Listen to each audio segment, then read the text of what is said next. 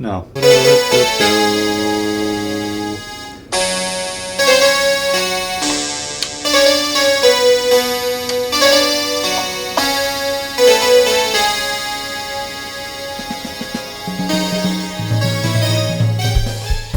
Hey everyone, Ryan here with another episode of Big Ultra Reviews.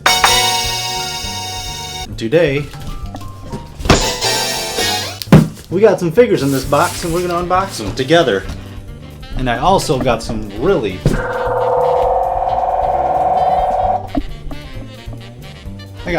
exciting stuff going on. But first, before I celebrate, gotta open up, check it out. Got the Juanitos, boy! Lime flavored. Let's see if I can... Bottle and ages. There it goes. Hey! Ooh, baby. A delicious Mexican soda. Oh yeah! So, exciting stuff. It's not really a big deal, but to me, I take it as a big deal. A little while ago, Hobby Link Japan was putting out open calls for any figure reviewers, photographers, vloggers, or whatever, an open call for their affiliation program. And I almost jokingly said, you know what, I'll give it a try, just to be funny. I know they're not going to accept me. I'm a tiny little channel. I open figures with saws. They're not going to accept me. But joke's on me, they actually accepted me, guys. Even though an affiliation program isn't that big of a deal, I thought it was cool. I think the reason why I like this idea is because it's a hobby I enjoy, and it's a company that supplies what I enjoy. And it's just a cool thing to do if you happen to like this channel and what I do, and you're picking up a figure off that site. You just gotta click the link, and I get like the tiniest little microscopic of a commission from that. Keep the change, you filthy animal. Hey, I've been making videos as a hobby since like 2005.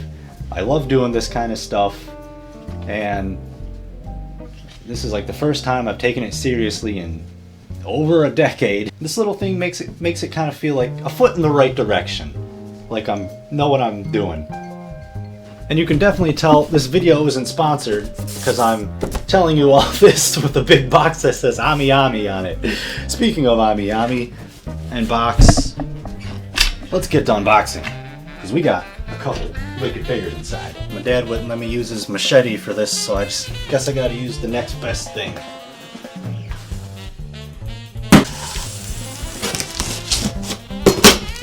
Woo.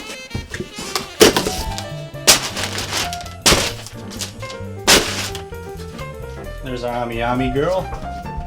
Here's my Hobby Link Japan affiliation. I know my boy Kingu does some unboxing. He's getting there. He's got a little work to do. He's got it. This one, I'm just going to do the classic one and done. There we go. Did I miss anything? Looking good, Joker. Just like my last figure review, we got a twofer. Like everyone keeps on drilling me how I pronounce this, so Nendoroid. It's a Nendoroid. Nendroid. I put an E where the O should be. I say Nendoroid. But we got Toga-chan. Look how cute she is. Adorable. I can't wait to unbox this. Did I call this Juanitos later? Raritos. Not Juanito. Ever since I got this god-awful Figma of Megumin, I've been on the hunt for a better one. And for some reason, my guts tell me this one, it's gonna have some issues. Hopefully not as bad as this Figma here. Good Smile really made a good bootleg on this one. The official bootleg by Good Smile. This one's too funny. I'll be up and away, up and away. Oh, there she is. I'm already loving this basic ass base.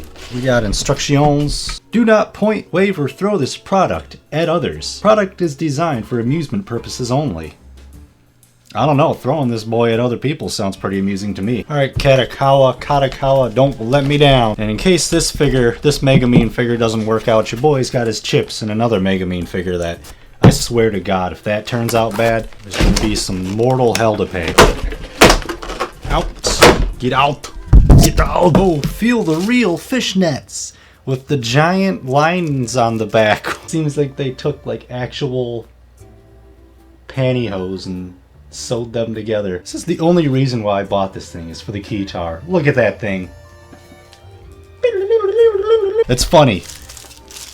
Megumin's funny. Let's open this plastic prize figure base. It's even got scratches on it. Came pre-scratched. Nice. That's not the proper way how to wind up a cable. You're not supposed to wrap it like that. This is how you safely wrap up cables. You take the two ends and you wrap it like this to not kink the ends. Got this. Ooh. Your boy can't even figure out basic shapes. I need to go back to my baby Einstein. Get in there.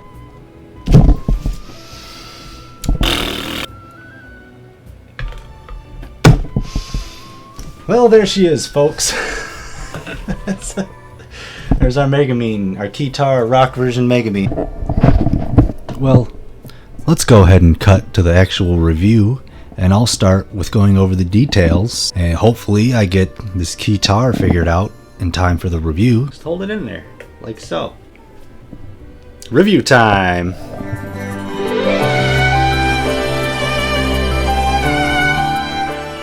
This figure in all its rocking glory comes complimentary from the folks at Kadokawa and KD Collection. As this is my first KD venture, I did the thing where you basically cross your fingers and hope to Jesus your figure doesn't suck. Well, I guess there is only one way to really find out if this figure rocks or just ends up falling flat off the stage and breaking its face on the concrete, is to start the review and go over the details. Well, if you haven't guessed by now, this whole getup of hers was definitely not in the anime. It actually comes from a con-exclusive artwork from last year's, or 2019's, Anime Japan Convention, one of the world's biggest, foremost anime conventions. They went with the theme of good old-fashioned rock and roll that year, and came up with a few original rock designs for a few of your favorite characters. They gave away some guitar picks, jackets, and passes with all these designs on them. Ooh, I think I'm liking CC, yeah. That dude from Astro Boy or something. Ooh, Lupin.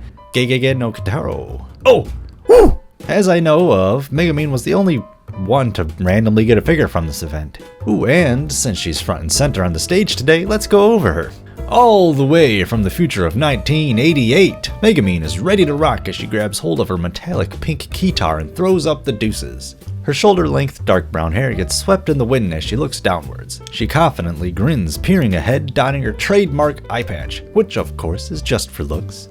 But hey, it definitely ups the cool factor though, am I right? We get one black studded choker around her neck and a studded wristband for both of her arms, which I actually think I got one of those from back in the day. Where is it? Ah, here it is. I knew it. I like how this bracelet is free to move. I said it before and I'll say it again. I'm a sucker for fingerless gloves, come on. Also, it's kinda hard to see, but she's rocking some very light pink fingernail polish. I wonder if she picked up that shirt during the con, which has those vibes of an old band t-shirt that's been hiding in your closet since 2019 that you forgot you even still owned. It's a tad faded, baggy around the neck, and the sleeves are a bit ripped in the process, but it's still holding up for its age. She's also got a cool belt and chain combo holding up that pair of dark denim cutoffs. Real fabric fishnets that they had to point out in the description of this figure, and let's not forget those killer punky combat boots she's stomping around in. But wait, she can't rock till she plugs in her cable. There's a spot for the input jack to pop in. Now she's ready to jam some sweet synth tunes. Also, I've been slacking about adding size comparisons in my last few reviews or so I made a mental note this time to show what she looks like between some of my other figures in my collection. Just to get an idea. Now that our little explosionaholic is all dolled up and looks like she's part of the band from School of Rock, let's go over my likes and dislikes. So as a fan of music and making it myself, very poorly I may add, I'm not ashamed to tell you I suck at playing instruments, I guess I have this little goal to find music related figures and add them to my collection. And when I seen this, well, first I was shocked, but then fell in love with the idea, as I love KonoSuba and Megumin is my favorite character from the show, next to Vanir, the Duke of Hell, respectively. The absurdity of having her wield a Keytar, one of the most dumb, epically obtuse instruments in existence, was just too good. I think the Keytar was a perfect choice for Megumin. It almost matches her personality too well. Tries to be edgy, ends up being mocked for their sheer stupidity. Anyways, my first like. That Keytar! It's detailed enough to make it flow with the rest of the figure. They got all the keys and features like volume and tone knobs. That metallic shine is very nice too. Next is her fingerless gloves, because fingerless gloves! Those boots, boy! I love the glossiness to them. It pairs well with the metal studs and buckles on them. Also, the rough soles are a nice touch too. Her pose, she's got that Joey Ramone power stance going on. Also, throwing up the peace sign is great too. Love the peace sign. I wasn't sure about the real fishnets at first, but I think they top off this figure nicely and blend everything together. Actually, props for adding an actual input and instrument cable. I've never seen that done before. It's a cute little thing to do, and the good thing is you can pose it with or without it, which perfectly transitions us into my gripes. As the cable is just one loose wire hanging around, it doesn't really have an interesting pose to it. Or usefulness to it, really. You gotta bend and flex it yourself, which doesn't help at all. Plus it leads to nothing. Amplifier not included. We on to the dislikes now. So when I first was interested on pre-ordering this little punk rocker, another figure, almost in the same vein as this one, came up the next day, which would have been the Bishoujo Miku, which had my jaw dropped in awe. From her wondrous color scheme to the sheer complexity of the sculpt, from the face she's making, the way she's walking around and holding her guitar, there's an elegance to it. It's very original. I can picture her actually on stage performing in front of a crowd. So going from that ravishing Hatsune Miku figure back to this basic ass Megumin here. She almost blended into the background. Everything about this figure is kind of lackluster, really. At least in comparison. I mean, I still bought her though, so mainly because, Keytar. But for my biggest dislike would be the lack of creativity that really went into her. I mean, the original artwork was made for a anime con day pass. This figure wasn't like specifically made for the con or anything for itself, so I doubt anyone would have cared if they cosmetically improved this concept a little bit. Let's keep this dislike train a-rollin'. Next stop is the way her head is positioned.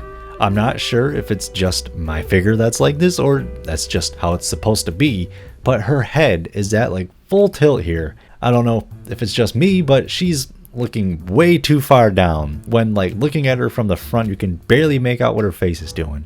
So the only way to like view this figure or to make sense is to view her from below, which that doesn't make sense at all. It almost takes me completely away from this whole figure. I mean, it's Megumin. She should be looking up, not at the ground. She's not in a shoegaze band. I want to see my figure's face. So my next dislike pretty much coincides with this specific problem, which is her hair. What's a better way to show off a big ugly seam running completely across her head than having her look down almost at a 90-degree angle? They didn't even try to hide it. I mean, her bangs are lower than the back of her hair. Well, it's like a gap there. What is that? And the hair itself isn't really that great either. The bangs are a little bit clumpy, and the back is weirdly spiky too. I don't know.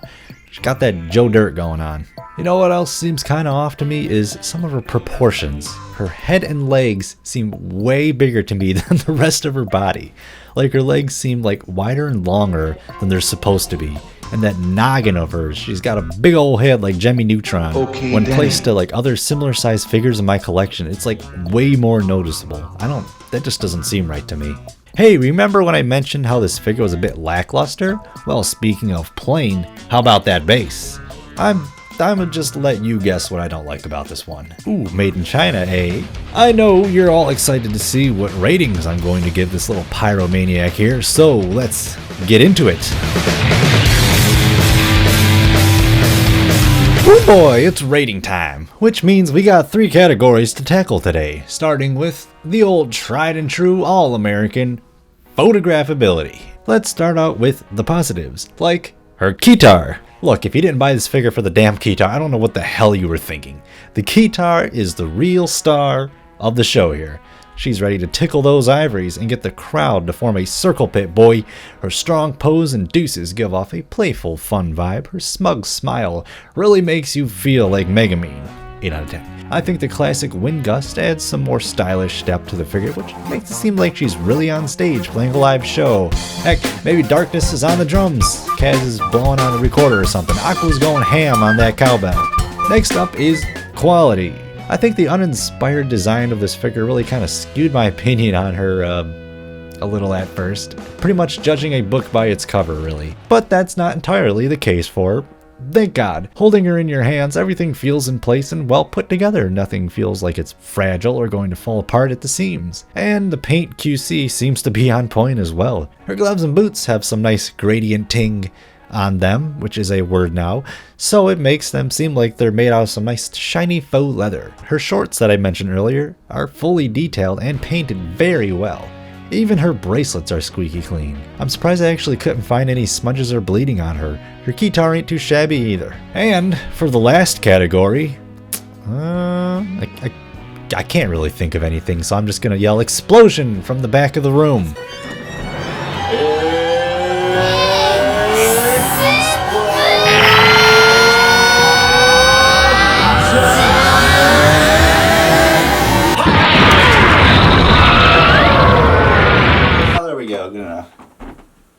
I'm giving Little Miss Crimson Demon a light 3.3, Megumin slowly getting swallowed by a giant toad out of 5.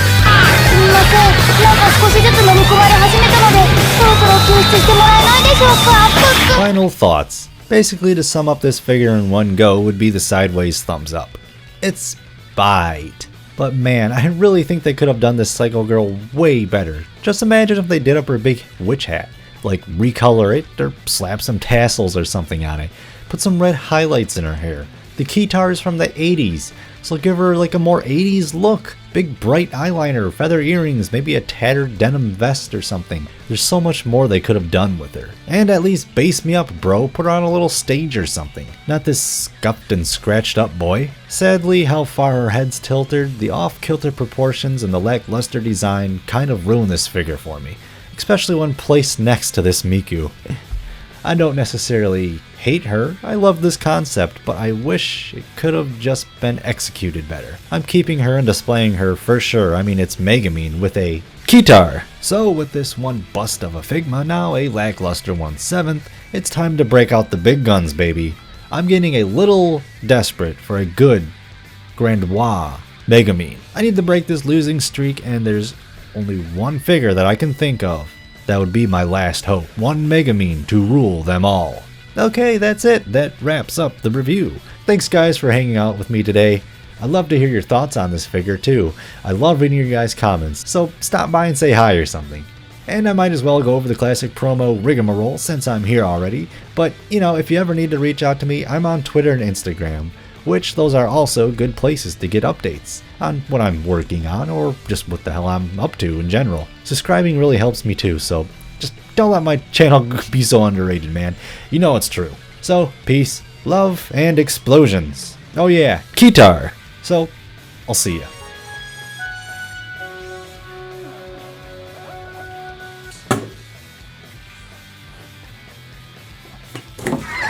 Pop, pop, pop, pop.